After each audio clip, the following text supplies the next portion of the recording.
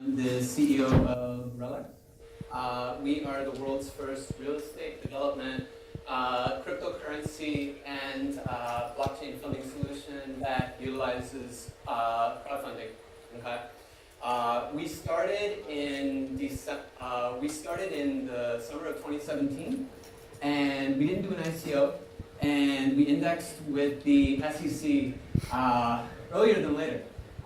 When we first called the SEC saying, oh, we'd like to start this cryptocurrency, we'd like to figure out how we can get this done and everything like that, the sense was, why are you calling us? Okay, well maybe Bob can figure out what you need. And I got transferred on and on and on, and nobody knew what I was talking about. They're like, what do you want to do? I was like, I want to index with the SEC. And they're like, we don't have people called to do this. Fast forward not even a year later, it's what is on the tip of everyone's tongue in the US when they are looking to get started. How much a year can change things. Okay? So with further ado, what is RELX? RELX is the world's first cryptocurrency development crowdfunding platform. Okay? Why did we create this? I was involved in the private equity and investment advisory field for many years. I was sent over to country, generally in Southeast Asia, where it's find me a real estate development project. Find me this. Find me that, as far as what the fund manager's target was, and so on and so forth. For some years, I worked with Paul Gambles as far as with MBMG Group, and also with Douglas Clayton from Levered Capital, among others. I noticed a funny, interesting thing in the sense that when I was doing this in the course of my job, for instance, in Cambodia, there was a project called The Bridge that I was working on in the mid-2010s. And it came to be about, this was looking to be a solid investment, the due diligence checked out, everything looked good. I went to my investors in the US and said, hey, there's this great project in Cambodia, and da-da-da-da. They go, yeah, but it's in Cambodia. And I quickly realized that there was a sense of discrimination, of not the quality of the project inherent, not the return on investment, but where the country of origin came from. That to me registered as a serious problem. What to do about it? We essentially found to use cryptocurrency and blockchain technology coupled with due diligence and oversight mechanisms like what we had in the private equity industry to make sure that we would make our fund managers happy, and brought this to the 21st century. We stopped using 14th century antiquated ledger technology that what we used to do in the medieval ages, and we brought it to the 21st century. However, investment advisory and the 3%, I have an investor, you have a project model, never changed in over 100 years. Originally started over a century ago. I have a project, you have an investor. We'll connect the two if there's a fee involved and if there's a reasonable sense that people are going to be paid on that end. So that's what brought about the creation of this. Provides a bridge between developing market economies or otherwise difficult to access development opportunities. Developers are held to a higher standard of accountability and agrees to their investments being transparent and viewable over the blockchain, which I just mentioned. What I was talking about before, these developers gain a higher level of investability. Now what do I mean by that? You have a project such as The Bridge. You have very, very, very suitable, very attractive investment opportunities in terms of Tu Tiem in Ho Chi Minh City in Vietnam. One of the only empty land plots in the world so close to a central business district, and you can go over 300, 200 top commercial cities for a given country, and you won't find a parallel opportunity with the sense of Phnom Penh, but that used to be a lake, and then they sanded it over. So these kinds of opportunities are staring people in the face and saying, how great are these opportunities, the investments are great. Yeah, but it's in Vietnam. Yeah, but there's a legal framework challenge. Yes, but there's an investment framework challenge. Yes, so we set out to change that and to try to put a world together where you look at projects based on what's the underlying quality of the return on investment, bar none, which makes where the origin, the investment is from, much less relevant and much less of a concern. Okay? There we go. What problems does Relic solve? I'm going to go through this really quick. As you guys all know, that the real estate is a huge market. Within China alone, we were looking at about $2 trillion as far as the real estate development market. About 75%, though, of global investable capital into commercial real estate projects only go into 10 countries. US, UK, Canada, Australia, New Zealand, and I think you guys can probably guess the rest. Why? Because these countries have a reputation as being a transparent destination for investment, okay? And we looked at that and said, 75% of all the commercial real estate investments in terms of development are made in only 10 countries. Well, what about the other 190? What about the 180? However you want to count it, right? So we found out that the traditional way of executing investments is opaque in the sense that you as investor send over to developer's bank account. When did the developer withdraw the USD? You don't know. How much did they withdraw? You don't know. How much of that money did they actually put towards the project? You don't know that either. However, in the traditional way, the investor would basically look at the yield and the risk of the investment and say, yeah, it's not worth it. There's a too less developed legal financial framework, etc. With the ability for frontier and emerging market developers to show, however, exactly when they withdrew the funds, in what amount, and who they paid, they're able to leapfrog and get into a higher frame of investability and actually be considerable instead of ignored. All right? This has direct implementations for increased FDI into developing countries. Okay. So what have we done? We've connected the world of cryptocurrency with the world of real estate development. Not only did we create the cryptocurrency, not only did we get all of our legal and compliance things all taken care of, but we also linked up real estate developers in Vietnam, China, Vietnam, Canada, Myanmar, and also other countries as well. Okay? We have connected the world of cryptocurrency to the world of crowdfunding. And we have since done so through a long labyrinthian process of figuring out how to, number one, gain the approval, and number two, once we figured out how to gain the approval, realize that it's not worth gaining the approval of at this point. And what I mean by that is that current frameworks in developed countries, we actually found were less favorable to us as far as an adequate jurisdiction. How can we follow through with our business model? How can we raise $20 million, $30 million, $40 million for a developer within the current frameworks set by the Monetary Authority of Singapore, FINRA, and so on and so forth? That sent us on a very interesting regulatory and compliance journey that led us to where we are. Okay. Going on to the fourth point, we received official government approval from the Republic of Belarus to crowdfund all of our projects on our platform. That happened over a course of time, conversations, repeated meetings, so on and so forth, but it did result in us being able to be approved. Instead of raising just $1 million for crowdfunding purposes for real estate development, we were able to raise that limit to $50 million. Okay. Fully approved and sanctioned by the government of the Republic of Belarus. This is a world first, as far as we know, as other crowdfunding platforms are limited to about $1 million. Continuing on. So where do we do it from? RLX ecosystem. Probably never seen that flag before for a while, but you're going to be seeing it more and more often in the future. Belarus. The most suitable jurisdiction for large deal sizes has emerged. Believe you me, we've had conversations with other jurisdictions, including but not limited to names known as Blockchain Island, as well as others, and it still did not give us the regulatory jurisdiction that we were looking for.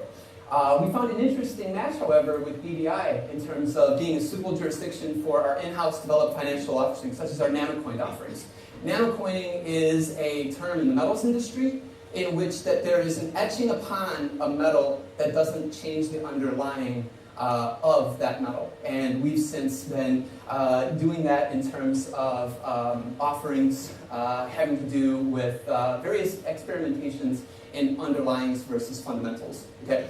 The US, we ultimately believe that the crowdfunding limit will be raised to $5 million, $10 million, because I think that's what both nascent and established developers and other stakeholders in the US economy want and need, but that hasn't gotten there yet. So for right now, the US serves as our global advocacy and awareness space for global crowdfunding reform.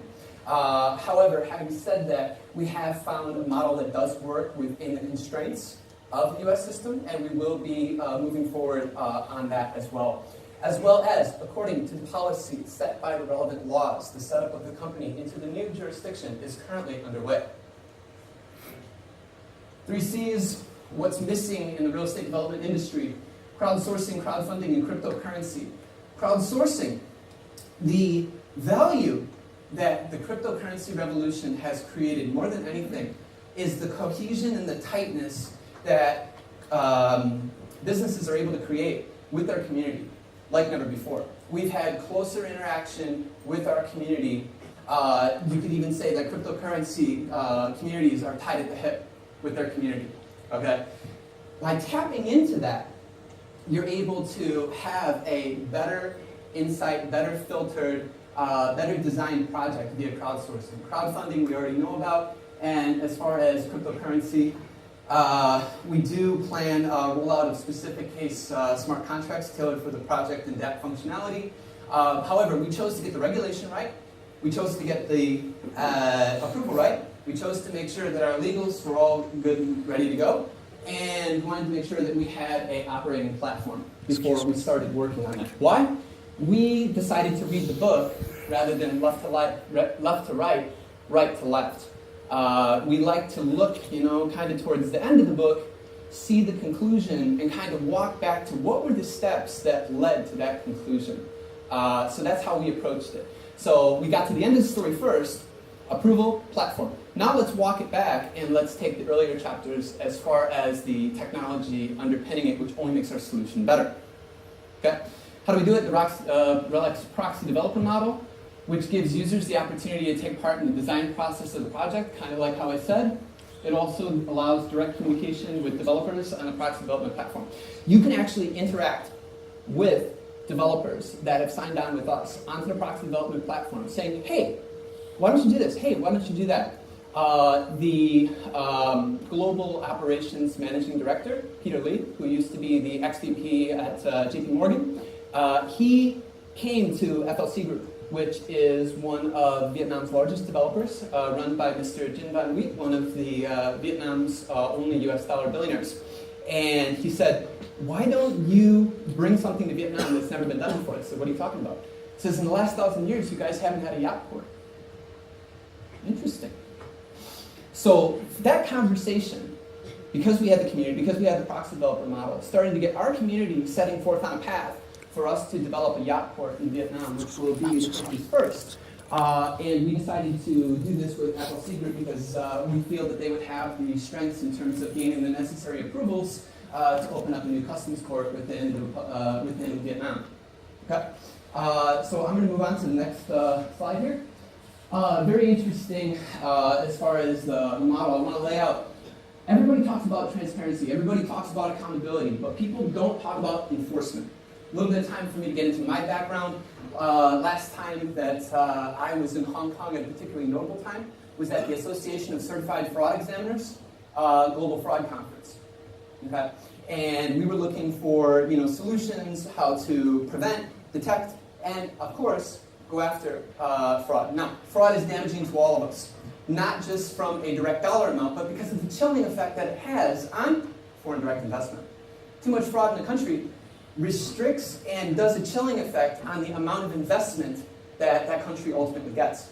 So there is a deep need to create that trust and reduce fraud in order to amplify and enhance the overall foreign direct investment that a country is going to have, whether it be Vietnam, whether it be Cambodia, whether it be other countries as well.